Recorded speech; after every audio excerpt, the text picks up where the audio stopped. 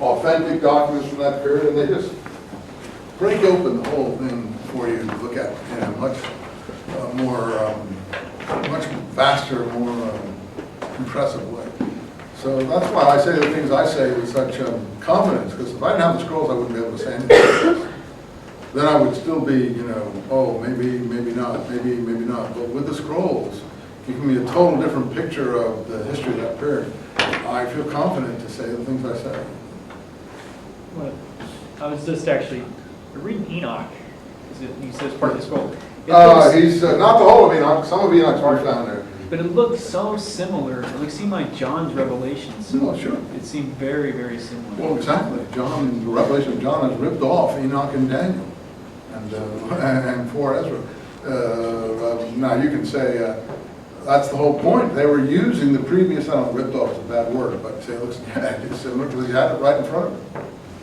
You know, he's using those books to make new sort of presentations. Look, it's done in Hollywood all the time.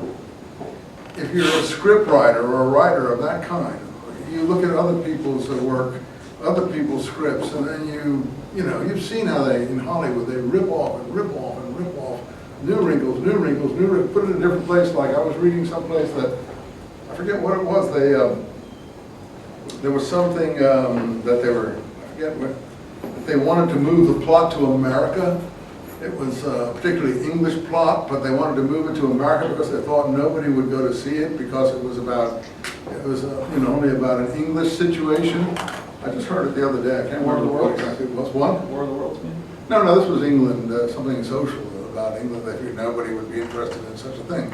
And then I forget what happened, but something broke open, whether it was the Beatles or something like that. The English suddenly became in, and so they left the plot in England, and it was a big success. But they want to take stuff and change it all the time. Hollywood takes stuff. The French did the thing on, I think, 4 Men and a Baby or something like that, or they did a thing about this. I forget the thing about gays that they did in France, and then they moved it to America, and they changed the plot line and stuff, and they make a Hollywood movie.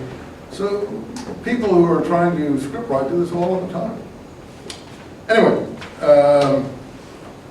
the problem is that these are holy books for us, and so we don't think it happens in holy books. We only think it happens in unholy books. Revelation is certainly greatly indebted, if you want to put it more politely, to Daniel, Enoch, and 4 Ezra. And whether it's totally dependent or there's legitimate inspiration there, it's only you can decide. Okay, let's look at Isaiah at the beginning. I told you how it was put together. Now let's look at the general outline of it so you can see. Actually, the first 35 chapters are quite boring in a way. They parallel Amos and the other because they're written from the same period, I think, and just get more extensive condemnations of these neighboring people and Judah and so on before they get on to condemning Israel. But one of the other signs that Isaiah is the beginning is different from the second part is that in the first part, Israel and Judah are really different. They are two different areas. In the second part, there is no Israel and Judah as different. So when he uses Israel or Judah, it's all one. And same for Ezekiel. Ezekiel is someone that it really is written later than Isaiah at the beginning here. And he's aware that there is no Israel, and his prophecies only have to do with Judah. But look at here, for instance, I'll just give you some of the headings because I have them here, and I'll go back and pick out something. Chapter 1, I have a heading line 4, punishment of Judah. I'm going to skip, I'll come back. 3, about Jerusalem. Here's a messianic passage we'll come to in 4 about the branch of Yahweh, which has been taken as a messianic passage. This Semach David and Jeremiah, the branch. But 4:2 forgets the fact that they're talking about a return to Zion again. So it's a Zionistic branch if it's a branch. Then suddenly, chapter 6, we're in around 740 BC, and it's King Uzziah, who's a northern king. And then chapter 7 is Ahaz, so we're getting some historical material slipped in here, and he's a northern king. And then, again, we see House of David referred to in line 13 of chapter 7. So, again, we know that they were interested in the House of David. That was the southern house, the house of the southern kings. Let's see if we can, then in the midst of all these things, we get things from the Hallelujah chorus, like 9:5. For there is a child born to us, a son, and he will be mighty counselor. I can hear the words. Wonderful Counselor, the mighty God, the everlasting Father, the Prince of Peace. All that is from here, and it's all related to much later time. But I don't think in the context you'll see that that's the meaning of it. In any event, these things are occult, and a lot of it's in the scrolls too. For instance, chapter 10. Assyria, woe to Assyria, the rod of my anger. 10 is a passage that's subjected to exposition in the Dead Sea Scrolls, called the Isaiah. And it leads into 11, another messianic passage, a shoot springs from Jesse, a sin from his roots. And so that's very big in the Dead Sea Scrolls and very big in early Christianity. So there's a lot of messianism here, the root of Jesse, line 10 of chapter 11. All this is in the Dead Sea Scrolls, by the way. In any case, having given that introductory passage, it changes gears. Chapter 13, against Babylon. Chapter 15, Assyria, Philistines.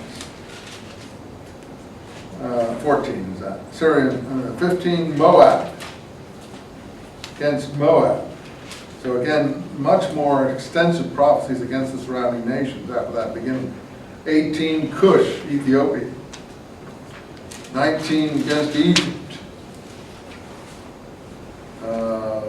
21, Babylon again. Let's see what else we've got here. 23, Phoenicia, Lebanon, Tyre and Sidon. So this is a huge, huge work for someone to compose this. 28, against Ephraim, Samaria, you see. Ephraim and Samaria are identified. Well, you already know that that's the case. So it just shows the authenticity of the, we know now what to look for authentic signs. There's an authentic sign. By the way, if you're interested in the present period, line 29, whoa, Ariel. That's the name of the prime minister in Israel today, but the point is that there's an actual settlement in Samaria now. One of the things that the America, the UN wants to uproot, that's called Ariel, you know, from these kind of references. One of the so-called settlements. 30 against Egypt again, 31 against Egypt, 34 against Edom, and that's it. Then we get to the break. So there's a lot of condemnation that's spread around. I mean, he's just going after everybody in these first 35 chapters. And that's the early stuff. Now, there may be, let's look back, see what we can, if you find some stuff you want to call attention to, I'm going to go through this, see if there's anything that, you know, we need to, and you can read this as well as I can. Chapter 1, listen, heavens, earth, Yahweh is speaking. I reared sons, but they rebelled against me.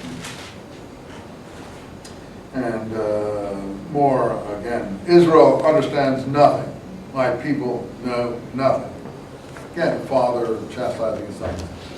Again, someone who takes this outside for others to look at and say, oh, you see, the God of the Hebrews doesn't like his own people.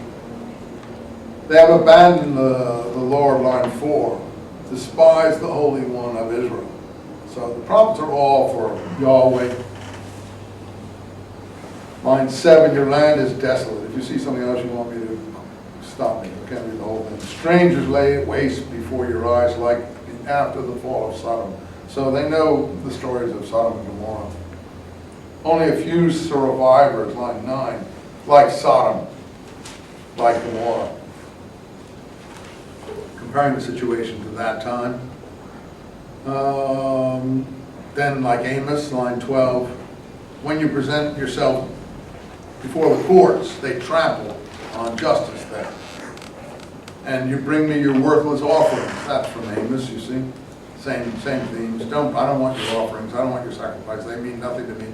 Your new moons, your Sabbaths, they disgust me. That's pure Amos there. Right? Learn good. We heard that in Micah. Search for justice. Help the oppressed. Plead for the widow. Be just to the orphan.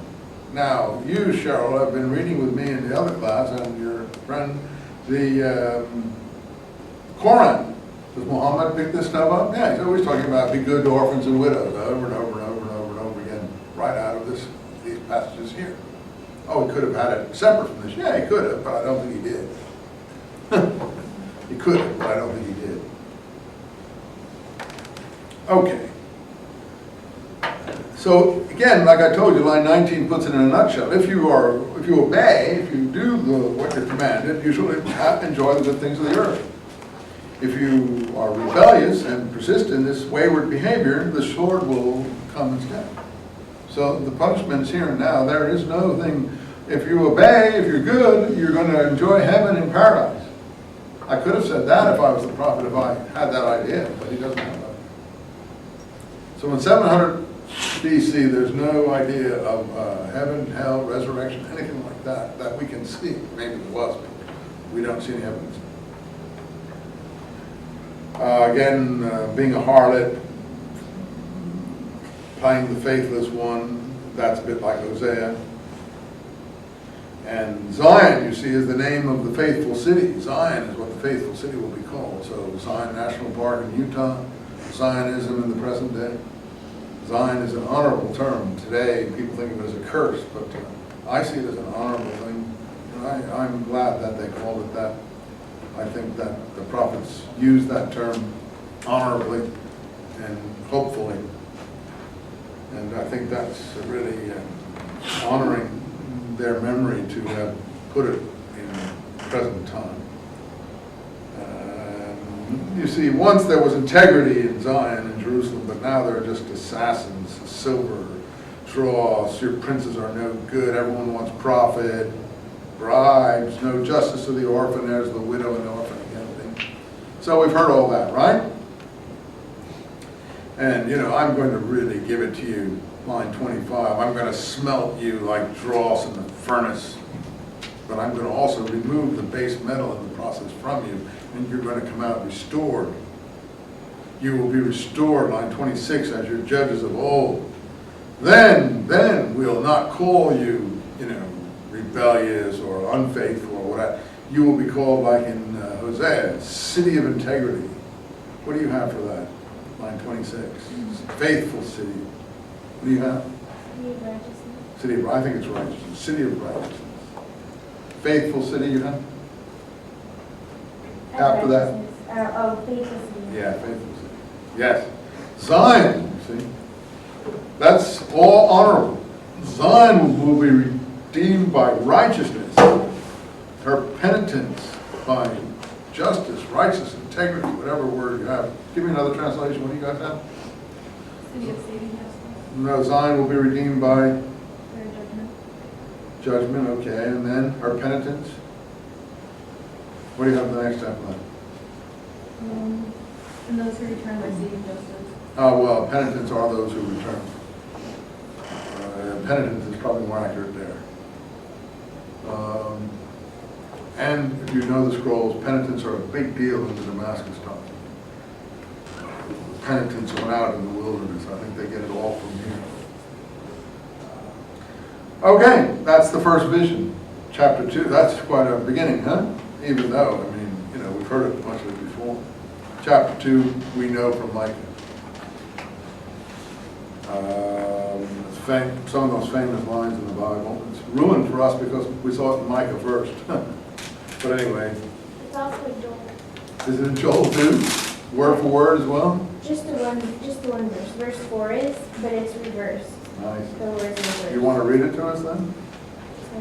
Joel 3:10. Go ahead, read it, because I can't turn as fast as you're there. Maybe you can give it. Joel, I'll write it down here. I learn something new every day. Joel 3:10. It says, beat your plowshares into swords and your pruning hooks into spears. He reverses it, okay. He reverses it. Which came first, chicken or the egg? I assume Amos is earlier, but who knows? In the days to come, the mountain of the temple of the Lord shall tower over the mountains, be lifted high over the hills, and all nations will stream unto it. Now, Christianity, too, feels that it's involved in that. But they don't think the mountain of the temple of the Lord is going to be restored to Jerusalem. They have Rome and other places. Rome, the city that destroyed Jerusalem, which is really, to me, quite amazing. That the center of anything could be there, the place that took everything away and took all the booty and destroyed the temple and, denuded the land and, and we know that they built the Colosseum with the loot that they took from the temple, which is a beautiful reversal right there. Sort of institution that was supposed to be for holiness turned into a murder arena. That's really amazing. But a lot of people don't see the irony of history. They just like the architecture of the Colosseum. You know who built the Colosseum was the conquerors of Jerusalem. Vespasian, Titus, and Domitian. Titus and Vespasian built it for fun and games to entertain the people with all their captives and all their the booty that they'd taken. It's a beautiful piece of architecture, granted, but what went on there is pretty gruesome. Okay, so you have to think about these things. So part of, again, I don't say you should take the Old Testament seriously, but if you do, then I don't know how you can come up with the conclusions that some people come up with, but I'll just leave it at that. If you don't want to bother with the Old Testament and come up with the conclusions that's a great thing, then you're totally free to do that. But you can't go in the face of what they say. Here, come, let us go to the mountain of the Lord, to the temple of God of Jacob, and the law will go out from Zion, and the oracle of the Lord from Jerusalem. He will wield authority over the nations and adjudicate between the people. And this is considered to be messianic, but it should be in Jerusalem. The hammer will be sword. They'll hammer their swords and their plowshares, their spears and their pruning hooks. Nation will not war against nation, neither shall they learn war and more very beautiful things. Okay, we all know that. Line 6. You have cast off your people, the house of Jacob. It's full of soothsayers, liars, sorcerers, like the Philistines, so on and so on. We've heard all of this. Line 13. Against the cedars of Lebanon, the oaks of Bashan, the high mountains, the soaring hills. But let Yahweh alone, 17, be exalted and the idols thrown down. For Yahweh worship against idolatry. They will throw their idols of silver to the bats and gold, and they will return to Yahweh, chapter 3. Yes, it's the Lord of hosts. He is taking away from Jerusalem and Judah support of every kind.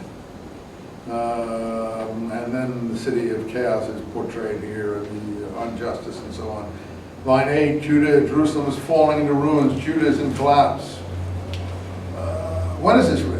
Well, Judah's still surviving, but it's just barely shaking. It's just, so I think this is authentic from a period in there, somewhere 600 BC. And then more always, the prophets are for the temple and justice and righteousness and Yahweh. 13, Yahweh rises from his judgment seat. He stands to arraign his people, the elders, the princes. You see, you're the ones who destroyed the vineyard. And you grind the poor, you grind down more economic injustice. Most countries have that problem, I'm afraid. But they don't write about it. Okay, so there's nice pictures of all that. The day of the Lord, line 18, he will take all these adornments, ornaments, tiaras, pendants, bracelets, veils, foot chain, foot rings, belts, nose rings, signet rings, perfume, turbans, they're all going to be chucked into a big heap, I think. And your men will fall by the sword, 25. Nice. But they liked oracles in those days. Used to go to Delphi for oracles. But on that day, here it is, first branch prophecy. The branch, it's a very famous messianic image that Jesus is supposed to be the branch of David, the branch of Yahweh from these various prophecies. I don't think these are prophecies as much as descriptions. Anyway, there will be beauty, fruit of the earth. Survivors will be those who are left. The remnant will survive and remain, and Jerusalem will be holy. You see, it's always about Jerusalem. It's always Zionistic. It's not about Rome. And those left in Jerusalem noted down for survival. Ezekiel's going to say the same thing, that he goes around and he puts a mark on the remnant. So this is the first remnant here of the survivors. Ezekiel says the remnant will be a third of the people who will survive. And he will hunt the rest down with the fire and the sword. And so this is the remnant. But there you see there in Zion and Jerusalem is holy. And the Lord will wash away the filth of the daughter of Jerusalem. And there'll be a great blast of judgment. That's Yom Kippur, sort of shofar blast, if you want to call it that. What they blow in that period of the year. That's where they get to think the idea of the horn being blown for the judgment. So now 5 is a vineyard, a deserted vineyard, I think. More images of field imagery, drinking, so on.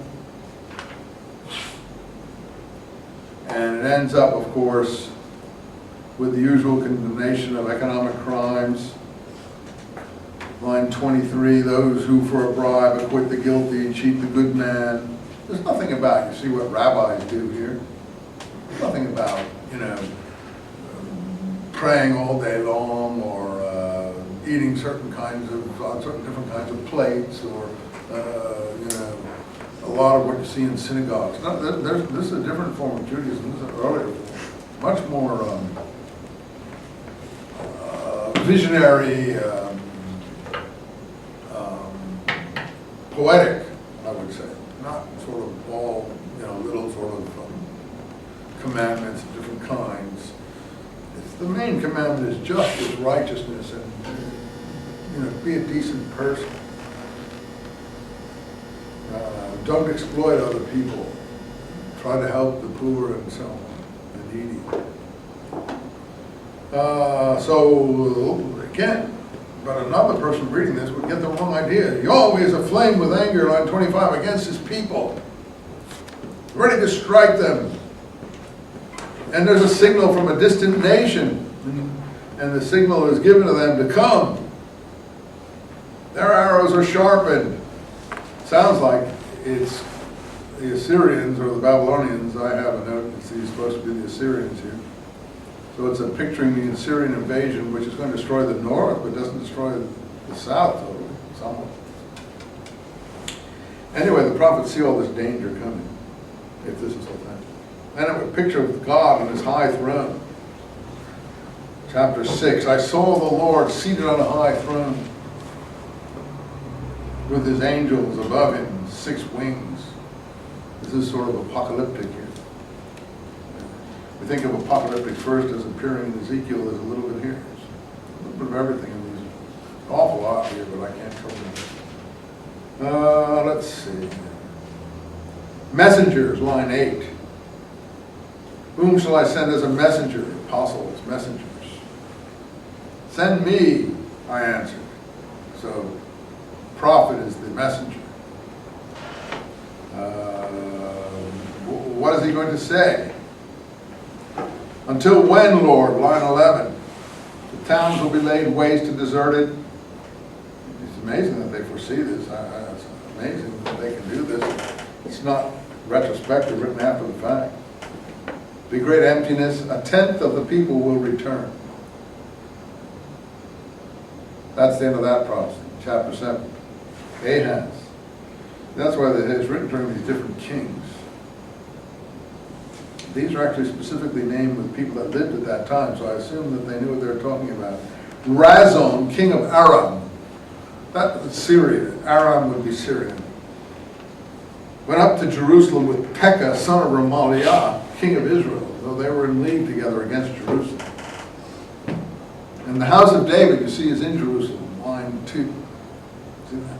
The kingship in the south is considered the house of David. Aram, they said, has reached Ephraim. So this is authentic. They're calling the places by the names they really used. Ephraim is the northern area above Jerusalem there, further north.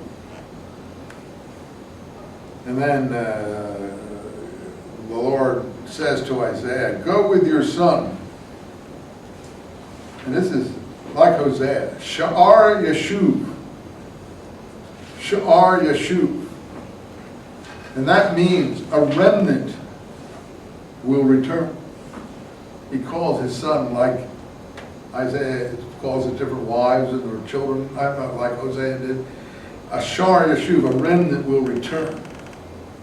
And meet Ahaz at the end of the conduit of the pool on the Fuller's Field Road, or something like that. What do you have there, line 4 or 7?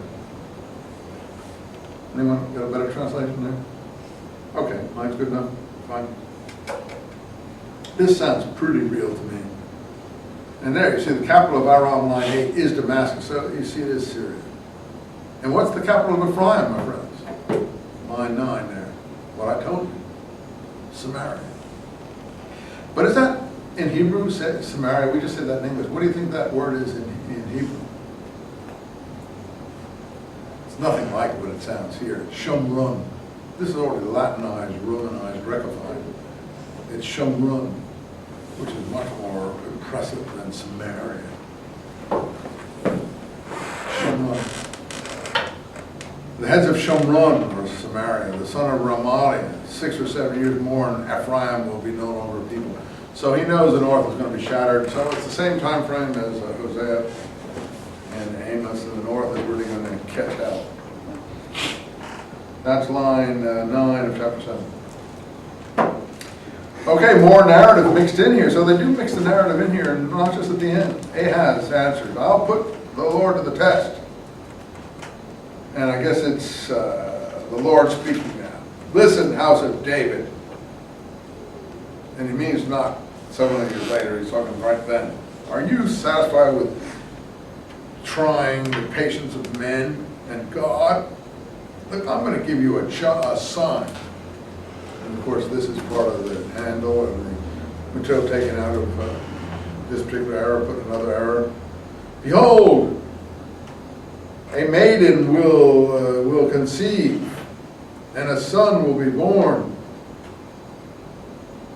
and he will be called Emmanuel. Well, we know all about that, as far as totally popular to this day, but it's totally out of the context, isn't it? In this context is 7th century BC. And only someone who's got the most vivid imagination could knock it down 700 years later. It's like saying something written in Petrarch's time that relates to George Bush. I don't imagine that I just don't imagine that you'd be able to say it reasonably. Anyway, she will call him Emmanuel, and Emmanuel is, God is with us. El, as you know, is God. Emmanuel with us is God. And we make a name out of it. Emmanuel is with us. El is God. God is with us. Emmanuel. And he will know how to behave and not be evil. And Ephraim, the time will come when everything is going to be ruined. It will be as bad as when Ephraim broke away from Judah. When was that, folks? When did Ephraim break away from Judah? When the kingdom separated after Solomon's time. See, Ephraim is always, even clearer here, the name of the Lord. So the fact that Joshua is an Ephraimite hero, all this has to be weighed and explained to yourself. I can't give you all the answers.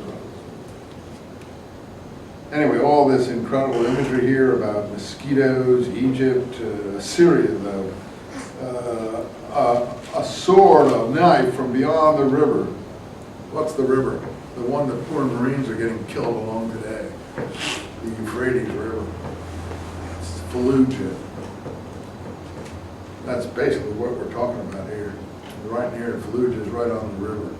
That's where they hung the poor guys up on the bridge there. Head and hairs of the body too. Can you go in depth, since you got a good depth in Hebrew, about Alma? About what? Alma? No, I really can't. I mean, it's either you want to think of it as a virgin or just it's a maiden. The normal view of it is it was mistranslated to mean,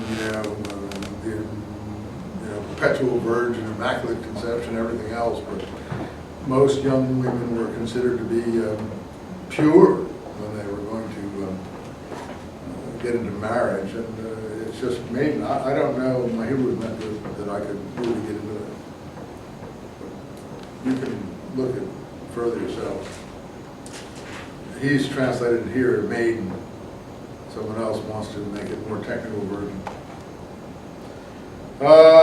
Anyway, so more imagery in chapter 8. Take a seal and scratch on it. I don't even know. Masher shel hashbaz or something like that.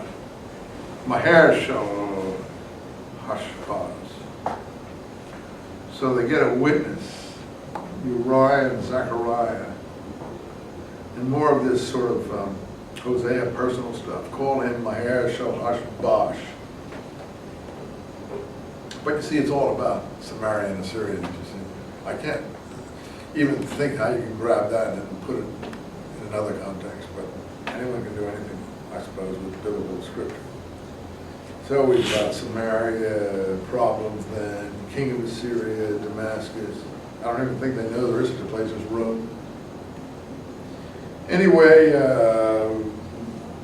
Emmanuel, line 8.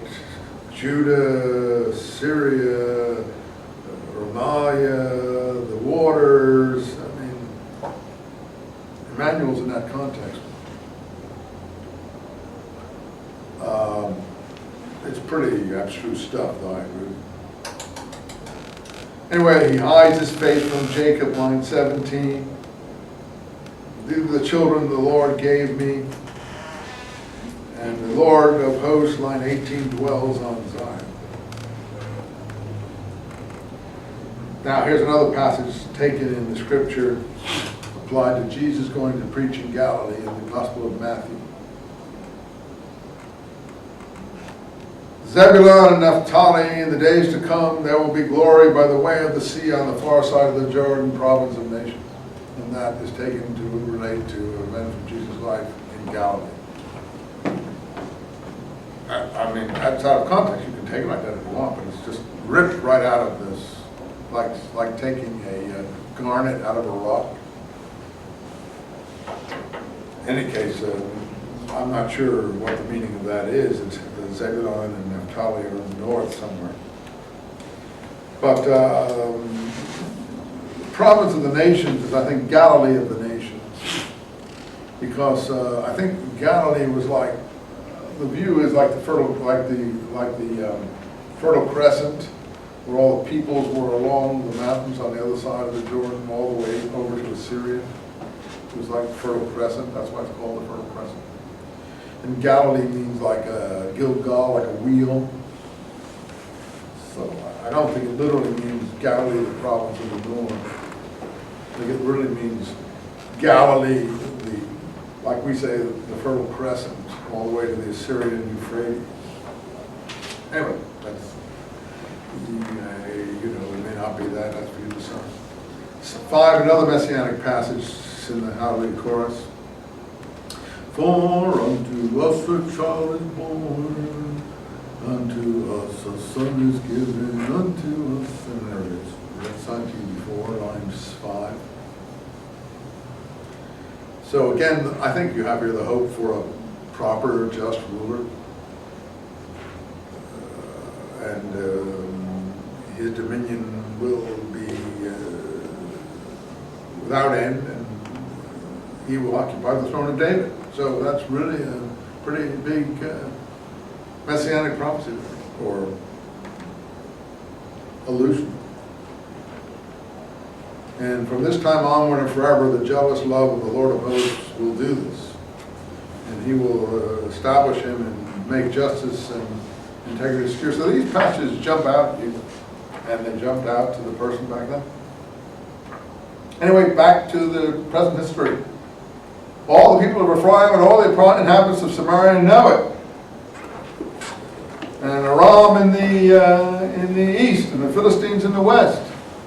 Philistines are along the seacoast. Aram is the sea. So again, it's not Greece, it's not Rome, it's not even the Medes and the Persians. More about the prophet's lying visions, line 15. And all the people being godless, line 20. Manasseh devours Ephraim, Ephraim devours Manasseh. Both attack Judah. Everyone's at odds with each other. Now, more about injustice. People who legislate badly, tyrannically, chapter 10, refuse justice, cheat the poor, make widows their prey, rob the orphans. Anyway, there's going to be a day of judgment for all those people. Day of punishment. But it is in the Assyrian period, I think. Line 5, woe to Assyria, the root of my anger, a godless nation. Why? Because they're going to come and do all the cutting. In his heart only to destroy, line 7, cutting nations to pieces without limit. And Carchemish is one of the towns in Syria. Hamath, he knows the sounds. More idols, Jerusalem and Samaria. For him, they're both bad. Jerusalem and Samaria are both bad. But he knows they're separate. Samaria north, Jerusalem south. And the king of Assyria is obviously line 12 being anticipated. Line 20. But in the end, this Shar Yeshub, a remnant, will survive. The name God told him to call his son. They will survive. They will stop relying on the man who beats them or deceives them, and they will rely on Yahweh, and a remnant will return, even the remnant of Jacob in the north. And your people will be as sand on the seashore, but only a remnant will return. Now, a lot of people in Israel today think they're the remnant. That I will say that they do think that they're the remnant that has returned. And this did motivate them. You have to believe that this certainly motivated them. Prophecies of this kind. Line 32 of chapter 10. First of all, the Assyrian army is coming. Line 24. My people who are living in Zion, don't be afraid of the Assyrians who have a rod and a club. They're coming in Ramon. You feel the army coming. In Migron, the baggage trains are at Michmash. These are outlying towns. They bivouac in Geba, Ramaquace, Gibeah. That's where Saul was, where I lived outside of Jerusalem to the north. Takes flight. He will shake his fist at the mountain of the daughter of Zion against the hill of Jerusalem. See, the Lord of hosts hews down the boughs with a crash. The heights are cut down. The proudest are brought down. The forests of the thickets fall beneath the house. Lebanon and its splendor collapse. But a shoot springs from the stock of Jesse. A scion thrusts from its roots. And then this is more messianic prophecy that we're familiar with about, messianic ideas. Now look, that passage, line 33, is in the Dead Sea Scrolls, and it is being applied to the destruction of Jerusalem in their own time. And it's in the rabbinic writings too. And they've taken it out of context and they apply it. And then that's also followed by this messianic material. It's in the Isaiah commentary in the Dead Sea Scrolls. That's why the scrolls are so relevant, to show you what people think. They pick these passages out, but they don't think that there's going to be a Messiah that doesn't like Jews. They don't think that. They think there's a Messiah is coming and is going to destroy all their enemies, which I'm not saying he will or not, I'm just giving you what their interpretation. The day the root of Jesse will stand, in other words, the Davidic kingship, and this is where this Davidic kingship idea really takes off here. In line 11, the Lord will raise his hand once more, and the remnant, there we go, the remnant, always the remnant will be ransomed, basically, from Assyria and Egypt and these other places. And the outcasts of Israel, the scattered people of Judah, will be brought back, you see. Ephraim will stop being jealous of Judah, but the two, you see, are still separate, so it's before the destruction of them completely in the prophet's mind. Ephraim will no longer be jealous of Judah, and Judah no longer the enemy of Ephraim. So I think that's pretty clear that I don't have to keep on. Ephraim and Judah are two different areas, right? And most people have never even heard of Ephraim.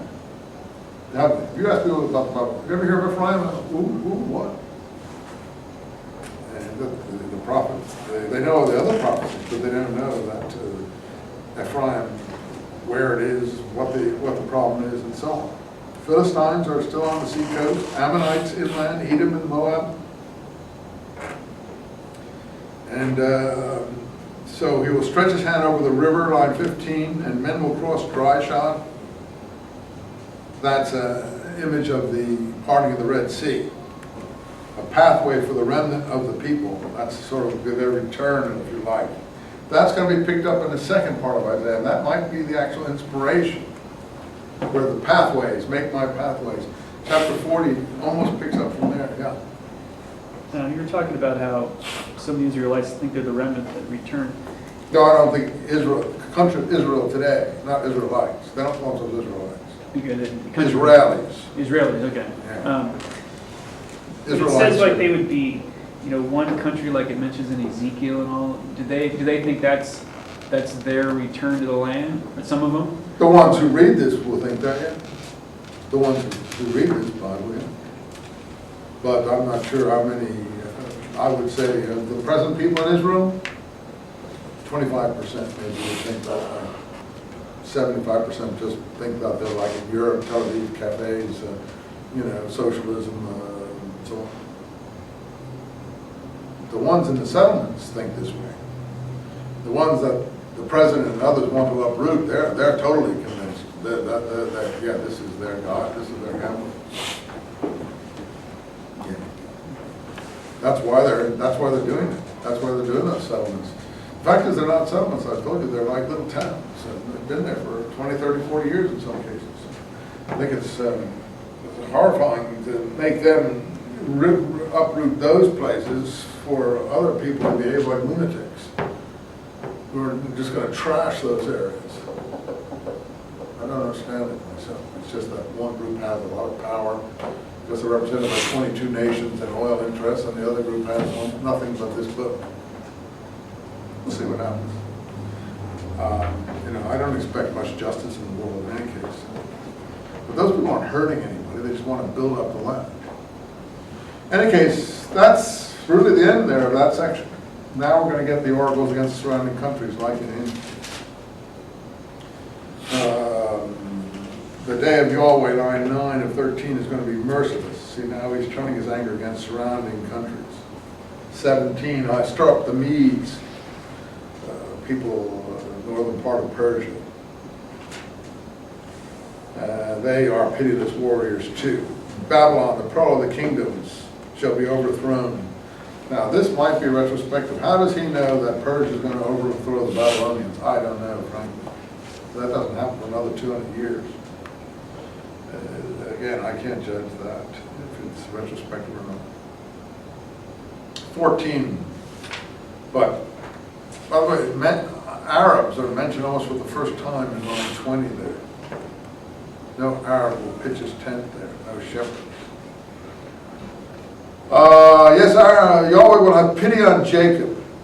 Now it's not north-south, it's the whole country. Sometimes it's north-south, sometimes it's the whole country. That's why I think it could be a compilation of different writers here. And the foreigner will join them. And the house of Israel will adopt them. In any case, they will capture those who captured them. Not a very inspiring vision there. More about being of the higher than the stars of God. Line 13, this throne, sit on my throne. I don't know what all that means. I'll let you read that. More against Babylon 22, we did that. Against the Philistines, 28. Philistines are broken. 32, Yahweh has laid the foundations of Zion. The Philistines do get wiped out to some extent in this period. I don't know the whole history of how or why, but they begin to disintegrate as well. Moab is the country across the Jordan towards present-day Transjordan. And chapter 15 had a lot of nasty imagery about that. Chapter 16. Let's see. The refugees, line 4 from Moab, you should protect them within the tent of David. In other words, they should give them some sort of protection. They've had a lot of bad things going on there. I think, if I'm not mistaken, David's, wasn't Ruth a Moabitess? So David, the Davidic monarchy has Moab blood in it, you see, which is interesting. So this idea of protecting the Moabites, the people across the Jordan, the other side of the Dead Sea, there may be something there. So Ruth was David's grandmother, was she? Yeah. So David's grandmother was a Moabite woman. Is that a true story? I think probably that's true. How do I know? It just seems no reason to. Why would they make it up? 17 is against Damascus, who had allied themselves, remember, with Ephraim. So here that alliance seems to be holding here. Something about both of them in 17.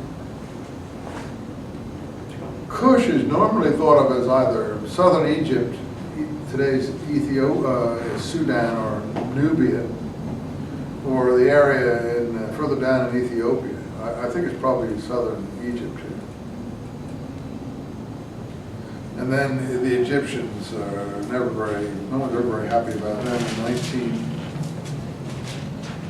Then some narrative here in 1916.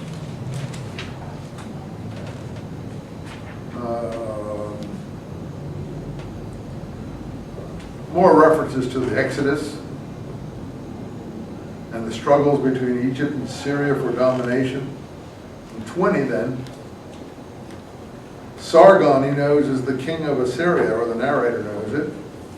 So he's coming down along the coastline. Ashdod is on the Philistine coastline towards Egypt.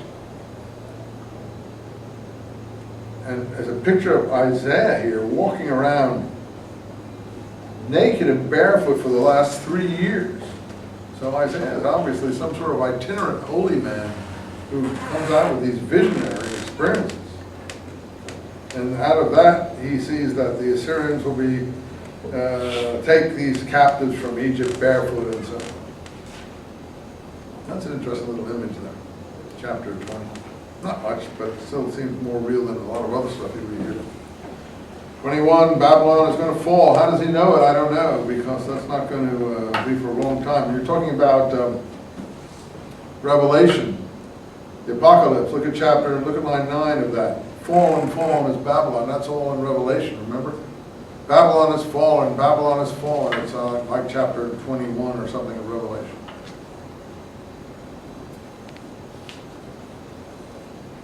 Watchman image is going to be strong in Ezekiel.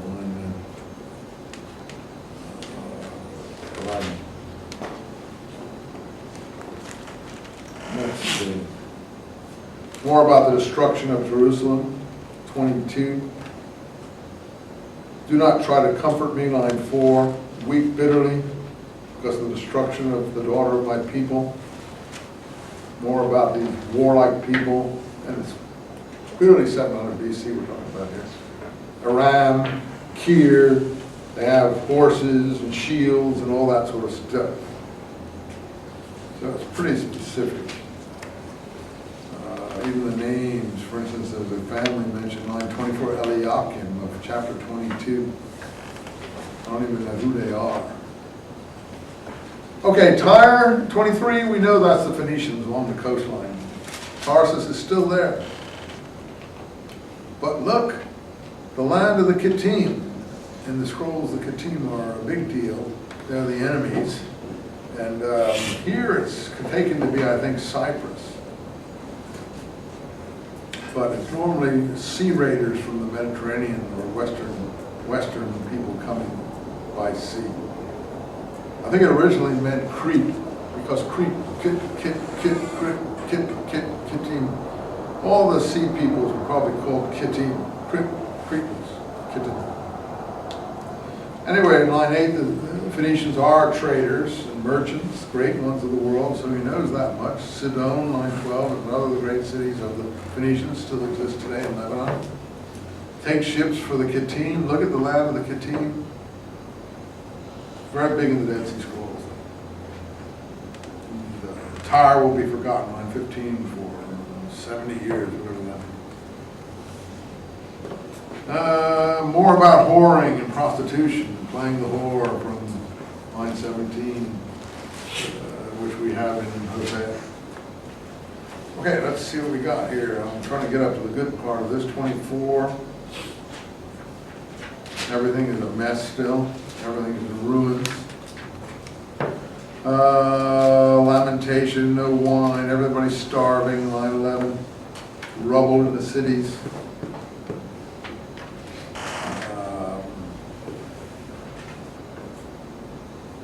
Line 16, enough, I say, woe to the traitors who betray, to the traitors who betray, pit, snare, and so on. Anyway, anger at the people who are collaborators and not standing up properly. In the middle of all this is a sort of Psalm 26.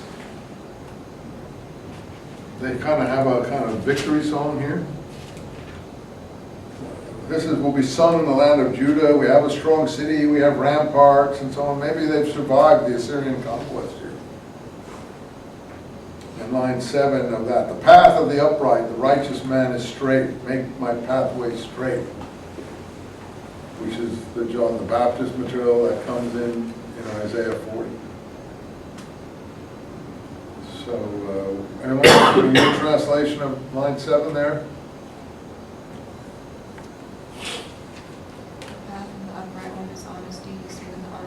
Yeah, I don't like the word honest. I don't think they use that. So straight is better, upright is better.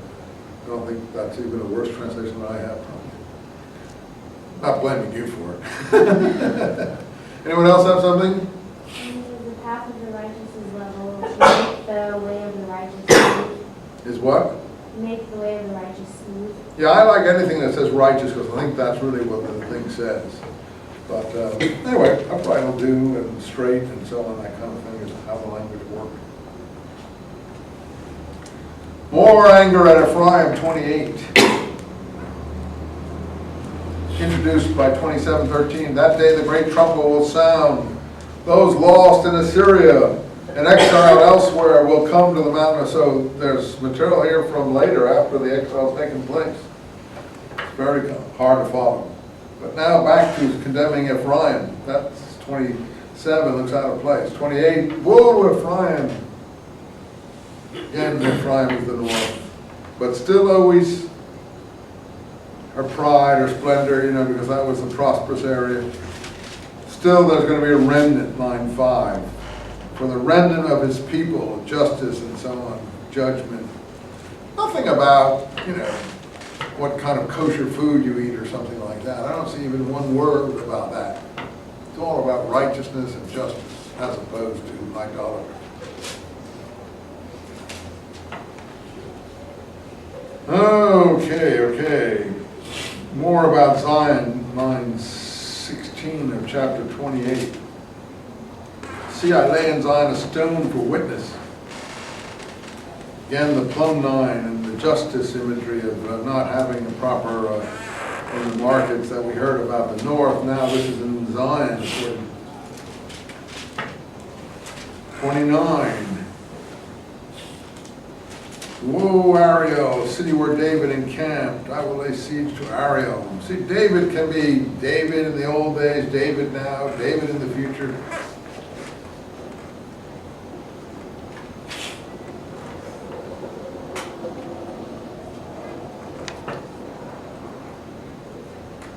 Embassy to Egypt, chapter 30. They carry out plans that are not mine, political commentary. They have left for Egypt without consulting me. You're supposed to go and consult the oracle, I suppose, or the prophet. Looking for Pharaoh's protection will be shame on you. You can't go and ask those people to protect you. So to the seers, line 10, we say, see no visions, do not prophesy. Again, the antagonism to visions, prophecies that are untrue. More, though, in 19 about returning. You people of Zion, you will live in Jerusalem and weep no more. So there are good prophecies and bad prophecies. More against those who go down, line 31, to Egypt to seek help there when they shouldn't, build their hopes. They didn't consult Yahweh. They didn't look to the Holy One. They didn't come to the prophet. And so they will throw their silver idols and gold, which you made with your hands, line 7. And Syria will fall by the sword, that is no mere man. That passage is in the war scroll from Qumran. They've taken that as a messianic passage, that the leader of the heavenly host is not merely a man, more than a man, like Jesus in the New Testament. It's in the war scroll and the Dead Sea Scrolls.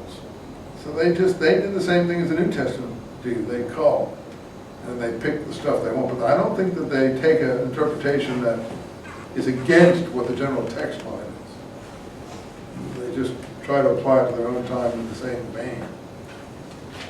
So on. More about justice, 32. King ruling with justice, princes with law. But line 15 of chapter 32, once more there'll be poured on us the Spirit. Here's the Holy Spirit baptism, if you want to call it that. Justice, though, will come to live. Integrity, again, justice, integrity, righteousness. Live in peace, safe houses. 33, more of that. 5, justice, integrity, wisdom, knowledge. Yahweh is exalted. Always the same with these. It's not really prophecy in the sense that they're foreseeing the future. So it has to always has to do with evil and righteousness. Let's see. 34. The end of Edom is also across Transjordan, but further south than Moab. It looks like some bad things happen there because this is a pretty bloodthirsty presentation here. And finally, 35. Never thought we'd get to it. Let the wilderness and dry lands exalt, the wasteland bloom.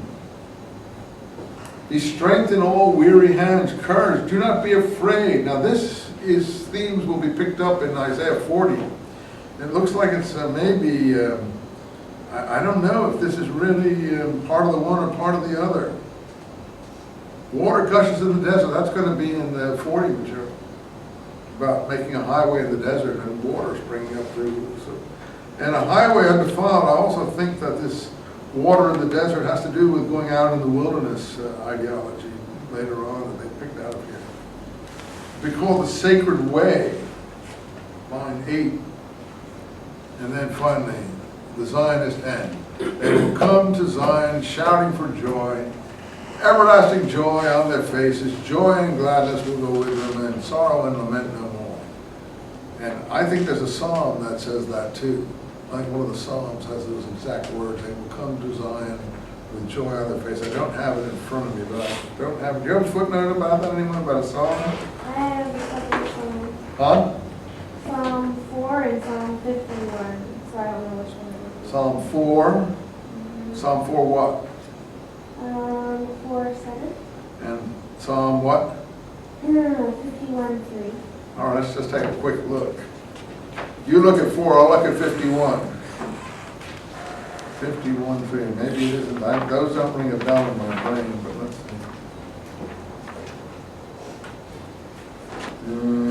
Don't see anything here in 51. Let's see. No, I don't see anything there, but with any joy on their faces stuff.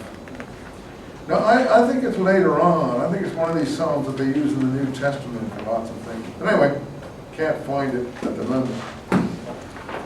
Okay, then this narrative material about Hezekiah's arguments with Isaiah and how he finally sort of, first as he imprisons Isaiah for causing him trouble.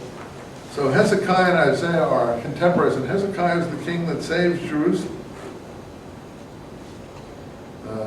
I'd love someone to read some of this, but I'm too tired to read it to you. Let's see. This is real. I think this is 36 here is pretty straight history, and I think it's probably very accurate. Sometimes it's very accurate stuff here. They know the names of the cupbearers and the people in the court. The Akim, Shebna. Sorry, it's 126. 126. That sounds more like it. 126. Where'd you get those other numbers from? They were in footnotes up there. They both refer to the same verse, but the 126 is yeah, that's still not the one I'm looking for. Where they come to Zion and joy on their faces. There's another one. But the Psalms are very Zionistic. There's no doubt of that. But I know there's another one here which actually has that actual image in it. It's a psalm very popular in Christian usage. And I can't find it here. And that's the interesting thing. I think it's where no bone of his body will be broken. Talking about Jesus is on the cross. And then at the end it's totally Zionistic, so it doesn't make any sense that you could have an anti-Palestinian people and a pro one in the same song. So I can't find it now. But let's see. Well, here's one here, for instance. 69 is a favorite one here. The camp will be reduced to ruins. That's in the book of Acts. But then at the end, for God will save Zion and rebuild the towns of Judah, and they will be lived in, handed down to his servants' descendants, and lived in by those who love his name. So, the same breath is one, and then the other is pro-Zion. Anyway, so these conversations between Hezekiah and the prophet shows that the prophet had entrance into the high circles. And, they didn't kill the prophets, whatever some people like to say. These prophets are not greeted with happiness, but they are consulted and they are to some extent respected.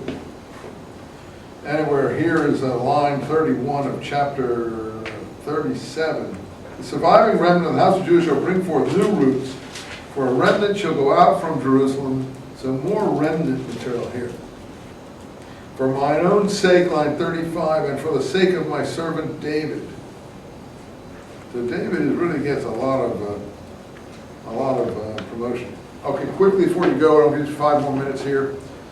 Look at the beginning of chapter 40, which we'll pick up next time. Console my people. Console them, saith your God. Speak to the heart of Jerusalem. Call to her that her time of service is ended, that her sin is atoned for. Here's that we get that idea that they sin, that she has received from the hand of Yahweh double punishment for her crimes. And then the famous passage for John the Baptist. Behold, a voice cries, prepare in the wilderness a way for the Lord. Make a straight highway for our God. We heard that previously about the highways in the desert. Across the desert. Let every valley be filled in, and every mountain hill be laid low, let every cliff become a plain, the ridges of the valley. For the mouth of the Lord hath spoken it. A voice cries, cry, what should I cry? All flesh is grass, but the grass withers. If you ever read Walt Whitman, leaves of grass. He's taken it all from those kind of passages. That's his title. In any case, here we have an image of the mountains being laid low, of the wilderness being, the valleys being laid in. Go up on the high mountain and messages. Joyful message Zion, shout with a loud voice. Joyful messenger to Jerusalem. Say to the towns of Judah, here cometh your God. Here is the Lord coming with power, subduing all things before him. So now we're going to try to discover, what is this about? What is going on here? And as you read through here, up to 45, you'll be able to, I think, see. Maybe I'm wrong. You'll tell me if I'm wrong next time.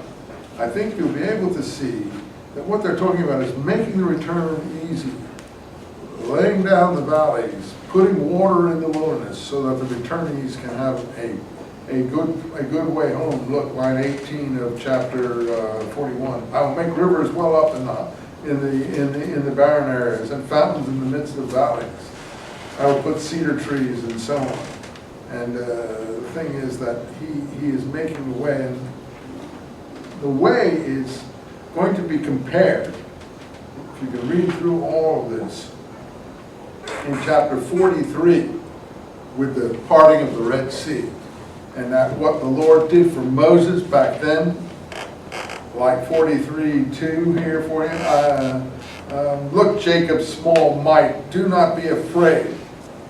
And so on. And about bringing them back in line 36. I made a way through the sea, a path in the great waters. We put chariots and, no, line 16, I'm sorry, 43:16. We put chariots and horses in the field with a powerful army. But look, don't think of that. Don't recall the past. No need to think about what was done then. Look, I'm going to do a new thing. This prophet is so great, the second part of Isaiah, that it's mind-boggling. Even now it comes to light. Can't you see it? I'm making a way in the wilderness, paths in the wilds. I'm putting water in the wilderness to give my chosen people to drink, and so on and so forth. And the whole point is that he's going to bring them home on these paths from Babylon. But you'll see for yourself if that isn't right. See you next time. And basically, next time we'll finish Isaiah in the first part. We'll be doing Ezekiel in the second part. You know, we don't have a lot of work left to do in this class. But we'll talk next time what we want to do with the... Is there one class after that or two? Right. That time I did turn it on. Let's see.